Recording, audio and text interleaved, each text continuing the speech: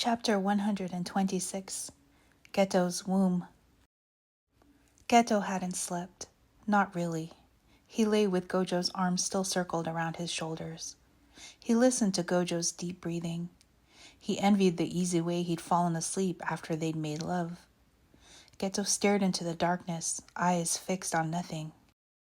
"Would you have my children?"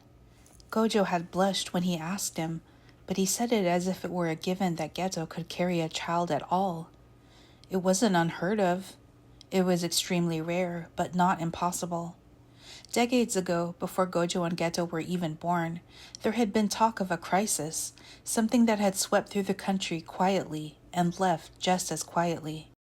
The effects were not immediately discovered, but over time, women began to lose the ability to bear children.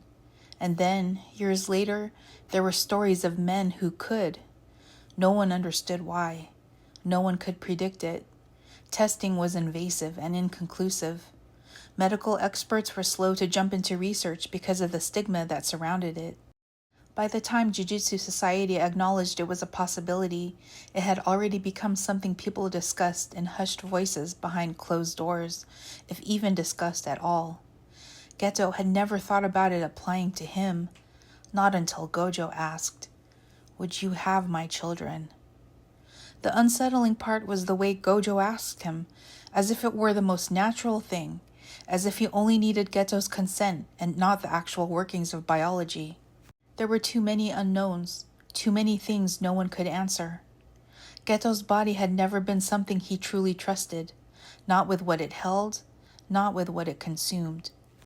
And yet, the idea of becoming pregnant lingered. Geto placed a hand protectively on his belly. Then he moved it up to his chest. His heart ached. What if this is just another thing I can't give to Satoru, he thought. Hot tears blinded his vision. He rested his head in the crook of Gojo's shoulder. Just when I think I've gotten my shit together, I'm reminded of what a failure I really am. I can't be the emotionally stable partner that Satoru deserves. And now, I can't give him the one thing he's truly asked of me. The tears burned as they trailed down his face. 6 Eyes, Geto suddenly remembered. Did Gojo's 6 Eyes see something in Geto that he wasn't aware of? Did he see the potential of Geto having a viable womb? Is that why Gojo found it so easy to ask him? Geto tried to stop the wild thoughts swirling in his head, but instead pictured himself cradling a tiny human in his arms. He could practically feel the delicate weight of the newborn held against his body.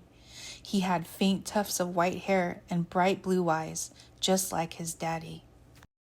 Geto let out an anguished sob and clutched at Gojo, startling him awake. Gojo groggily sat up and pulled Geto into his arms, holding him tight, thinking he was having a nightmare. "It's okay, Suguru. I'm here. You're safe. I've got you," Gojo cooed into Geto's hair. Geto was inconsolable, and Gojo continued to whisper sweet words to him, rocking him gently. "Satoru," Geto managed to choke out in between sobs.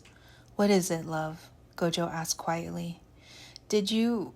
Geto started, but he broke down. "It's okay, Suguru. Ask me when you're ready. I'm not going anywhere," Gojo assured him. The newborn baby in Geto's arms seemed to disappear into the darkness. He could no longer picture himself holding him.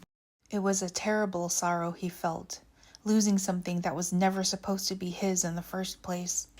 If he could just get the words out, if he could ask Gojo if he had a premonition, maybe that would give him some hope. Geto tried to calm himself, focusing on the tender tone of Gojo's voice and the comforting way he rocked him. He couldn't stifle the tears, but he tried to ask again anyway. He needed to know. "Did you see..." His face scrunched with a new flow of tears. What if he got an answer he didn't want to hear? He clenched his hands into fists, trying to work through his hysterics. Can I..." Gojo couldn't make sense of Geto's words.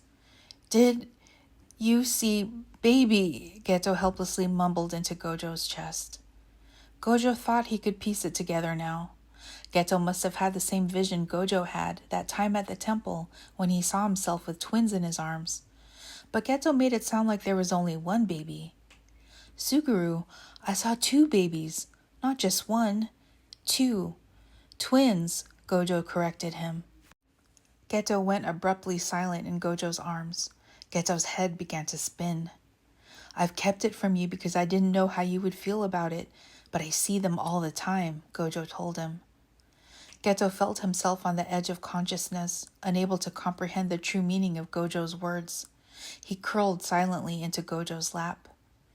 But even if I saw them, if we saw them, Gojo corrected himself, it's still your choice.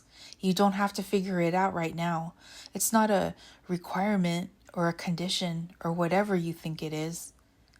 Gojo adjusted Geto in his arms. His eyes were getting heavy. I just want it with you, that's all. Gojo let his eyes fall shut. Gojo had already decided.